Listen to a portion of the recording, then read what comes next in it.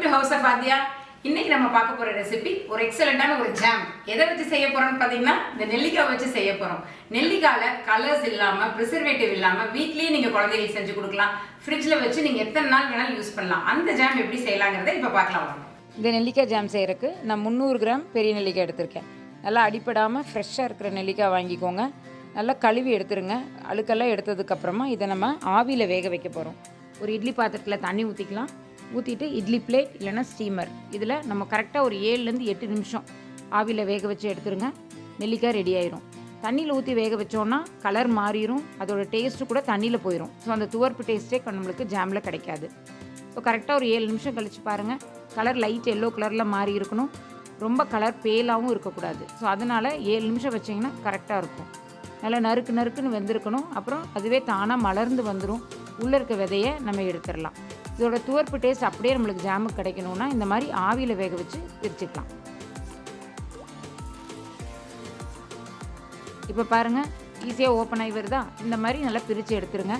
உள்ளே இருக்க விதையை எடுத்துகிட்டு சின்ன சின்ன பீசஸாக நம்ம கட் பண்ணி எடுத்துக்கலாம். இந்த மாதிரி பிரிக்கிறதுக்கு கொஞ்சம் ஈஸியாக இருக்கும். இதை நம்ம இப்போது ஒரு மிக்ஸி ஜாரில் போட்டு நல்லா அரைச்சி எடுத்துக்கலாம்.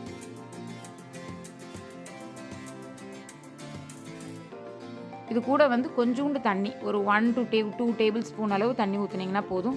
ஊற்றிட்டு நல்லா நைஸாக அரைக்கணும். நல்லா ஃபைன் பேஸ்ட்டாக அரைச்சாதான் உங்களுக்கு ஜாம் நல்லா கண்ணாடி மாதிரியும் கிடைக்கும். நல்ல கடையில் வைக்கிற ஜாம் மாதிரியே உங்களுக்கு ஈஸியாக கிடைக்கும்.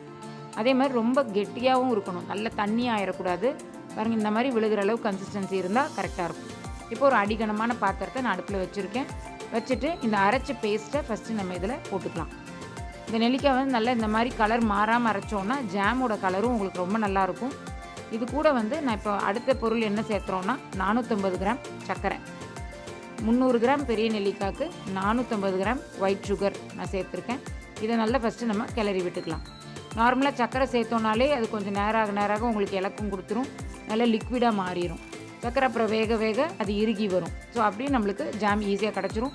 கரெக்டாக இந்த 300 கிராம் பெரிய நெல்லிக்காய் யூஸ் பண்ணிங்கன்னா ஒரு 1/4 மணி நேரத்தில் உங்களுக்கு ஜாம் ரெடி ஆயிடும். ரொம்ப குவிக்காக செஞ்சிடலாம். வீட்டில் நீங்கள் நினச்சிங்கன்னா டக்குன்னு பெரிய நெல்லிக்காய் சீசனில் வாங்கி இந்த மாதிரி ஜாம் செஞ்சு வச்சுக்கோங்க. சப்பாத்தி, தோசை, பிரெட் இந்த மாதிரி தான் சாப்பிட்ணுன்னு கிடையாது. எப்போல்லாம் உங்களுக்கு தோணுதோ ஒரு ஸ்பூன் நீங்கள் ஜாம் எடுத்து சாப்பிட்லாம். இதில் நோய் எதிர்ப்பு சக்தி உங்களுக்கு இன்க்ரீஸ் ஆகும். ஏன்னா விட்டமின் சி கண்டென்ட் ஜாஸ்தி இருக்குது. அதே மாதிரி தலை முடி நல்லா வளர்கிறக்கும், முடி உதிராமல் இருக்கிறக்கும் இந்த நெல்லிக்காய் ரொம்ப நல்லது. அதனால் இதை மாதிரி நீங்கள் செஞ்சு சாப்பிடுங்க. இப்போ பாருங்கள், கலர் மாறிடுச்சு. வேக வேக உங்களுக்கு கலர் நல்லா மாறி வரும். இந்த மாதிரி ஃப்ளேக்ஸ் மாதிரி விழுகணும். ஜாம் மாதிரியே நல்லா உங்களுக்கு கண்ணாடி மாதிரி வந்துடும். இதில் ஃப்ளேவருக்காக நான் என்ன சேர்த்துருக்கேன்னா 3 ஏலக்காய், அப்புறம் ஒரே ஒரு ஸ்மால் பீஸ் ஆஃப் பட்டை. 300 கிராமுக்கு 3 ஏலக்காய், 100 கிராம் நெல்லிக்காய்க்கு 1 ஏலக்காய், அதுதான் கணக்கு. அதில் உள்ளே இருக்கிற விதையை மட்டும் எடுத்து தான் நீங்கள் அரைச்சிக்கணும். பாருங்கள், ஜாம் ரெடி ஆயாச்சு. நல்லா சூடாக இருக்கும்போது இந்த மாதிரி கொஞ்சம் லிக்விடாக இருக்கும். பாருங்கள் எவ்வளோ கண்ணாடி மாதிரி இருக்குன்னு. நல்லா பாட்டிலில் நீங்கள் நல்லா ஆற வச்சு ஒரு கிளாஸ் பாட்டிலில் மாற்றிக்கோங்க. மாற்றிட்டு ஃப்ரிட்ஜில் வச்சுருங்க. கலர் போடலை, ப்ரிசர்வேட்டிவ்ஸ் எதுவுமே கிடையாது. எக்ஸலண்ட்டான அருமையான பெரிய நெல்லிக்காய் ஜாம் உங்களுக்கு ரெடி ஆயிருச்சு.